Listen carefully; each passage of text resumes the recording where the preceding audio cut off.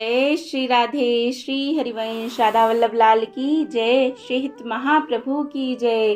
परम पूज्य गुरुदेव महाराज की जय हो। बहुत बहुत स्वागत है आप सभी का रसिक अनन्यमाल ग्रंथ में। हम श्रवण कर रहे हैं श्री हित हरिवंश महाप्रभु के कृपा पात्र संतों के पावन जीवन चरित्रों को। इसी श्रृंखला में आज हम श्रवण करेंगे श्री रसिकदास जी का सुंदर चरित्र। पर इसे शुरू करने से पहले आइए महाप्रभु के प्राणों से प्यारे नाम को गा लेते हैं।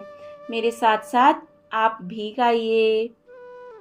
राधा श्री राधा श्री राधा राधा राधा, राधा श्री राधा श्री राधा राधा राधा, राधा श्री राधा श्री राधा राधा राधा, श्री राधा श्री राधा राधा राधा। जय श्री राधे। श्री हरिवंश श्री रसिकदास जी का सुंदर चरित्र चलिए शुरू करते हैं। भावना परायण रसिकदास जी बैराठ नगर के रहने वाले थे। इनका जन्म एक कायस्थ परिवार में हुआ था। किसी हितधर्मी रसिक के सत्संग से इन्हें इस नश्वर जगत से विरक्ति और श्री हित हरिवंश चंद्र जी महाप्रभु द्वारा प्रकटित रस भक्ति से हार्दिक अनुरक्ति हो गई। फलतः ये अपने विशाल वैभवपूर्ण गृहस्थाश्रम एवं आज्ञाकारी आत्मीय जनों को छोड़कर वृंदावन में अखंड वास करने के लिए आ गए। यहाँ आकर इन्हें श्री हित महाप्रभु के यशस्वी प्रपौत्र गोस्वामी दामोदर वर जी के कृपा पात्र होने का परम सौभाग्य प्राप्त हुआ। जय हो। रसिकदास जी अपने पूर्व से ही रसिकों की वाणियों को केवल पढ़ते ही नहीं थे, अपितु उनमें वर्णित लीला में रूप और रूपमयी लीलाओं का निरंतर चिंतन मनन भी किया करते थे। श्री हिताचार्य द्वारा रचित श्री हित 84 आदि वाणियों के पाठ तो ये प्रतिदिन ही किया करते थे।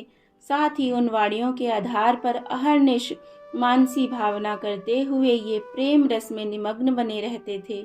कभी कभी तो इनका मन किसी पद में वर्णित श्री हित लाडली लाल के अद्भुत रूप सौंदर्य पर ऐसा अटक जाता था कि उस पद की भावना में छके हुए इनके कई कई दिन बिना खाए पिए ही व्यतीत हो जाते थे।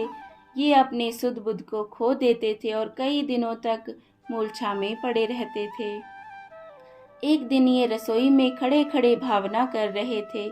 उसी समय इन्हें प्रेमावेश हुआ और अपनी सुध बुध खोकर ये धड़ाम से धरती पर गिर पड़े। वहां पर दाल की बटलोई में एक कलछी रखी हुई थी। वह कलछी इनकी जांघ के अंदर घुस गई। इनके गिरने की आवाज सुनकर बहुत से लोग वहां आ गए। उन्होंने प्रेम पूर्वक उस कलछी को इनकी जांघ से निकालकर घाव पर एक पट्टी बांध दी और इन्हें वहां से उठाकर एक सुखदायी शैया पर लिटा दिया। रसिकदास जी 24 घंटे तक श्री हित दंपत्ति की छवि छटा में छके हुए मूर्छित ही पड़े रहे। होश आने पर इन्होंने उपस्थित जनों से आश्चर्य के साथ पूछा कि यह पट्टी क्यों बांधी गई है। लोगों ने बताया कि आप मूर्छित होकर गिर पड़े और कलछी आपकी जांघ में घुस गई, इसलिए उस घाव में पट्टी बांध दी है। इन्होंने सबके सामने वह पट्टी खोल दी, किंतु आपकी जांघ में घाव का नामो निशान भी नहीं था। वह पूरी तरह से गायब हो चुका था। जय हो। एक दिन रसिकदास जी अपने गुरुवर गोस्वामी श्री दामोदर वर जी के घर की तीसरी मंजिल पर बैठे हुए अर्धरात्रि में मानसी भावना कर रहे थे। इन्होंने देखा कि श्री यमुना जी में अनेक रत्न जटित नौकाएं जगमगा रही हैं। इन नौकाओं में कई खन बने हुए हैं। प्रत्येक खन में अत्यंत मणिमय दीपक प्रज्वलित हो रहे हैं। इन्हीं नौकाओं में अनंत सखियों से घिरे हुए एकात्म युगल श्री श्यामा श्याम विराजमान हैं। मन को मुग्ध कर देने वाली इस लीला के दर्शन से रसिकदास जी को इतनी तन्मयता हो गई कि इन्हें यह भी ज्ञान ना रहा कि मैं यमुना तट पर नहीं अपितु श्री गुरु गृह की छत पर बैठा हुआ हूँ। और भावावेश में श्री युगल सरकार की उस लीला में स्वयं भी सम्मिलित होने के लिए ये दौड़ पड़े। फल वही हुआ जो होना चाहिए था। 60 हाथ ऊंची छत से नीचे गिरकर ये जमीन पर आ गए। किंतु परम आश्चर्य की बात तो यह हुई कि इन्हें किसी प्रकार की कोई कष्ट की अनुभूति नहीं हुई। इसके विपरीत इन्हें इतना अनुभव हुआ कि किसी ने इन्हें वहां से उठाकर फूलों के आसन पर बिठा दिया है। पूर्ण चैतन्य होने पर ये घर के दरवाजे पर आकर किवाड़ खोलने की प्रार्थना करने लगे। आखिर किवाड़ खोले गए। घर में रहने वाले सब लोग इनसे पूछने लगे कि तुम तो घर की तीसरी मंजिल पर सो रहे थे, तुम कहाँ होकर बाहर चले गए। रसिकदास जी ने तो इसके उत्तर में कुछ भी नहीं कहा, किंतु कुछ लोगों ने इनके छत पर दौड़ने की आवाज सुनी थी। उन्होंने ही इनके छत से गिरने की संभावना प्रकट की। इनके छत से गिरने का वास्तविक कारण तो इनके सिवाय दूसरा कौन और कैसे जान सकता। जब इनके गुरुवर ने सौगंध दिलाकर इनसे छत से गिरने का कारण पूछा, तब इन्होंने अपनी मानसिक भावना का रहस्य कह सुनाया।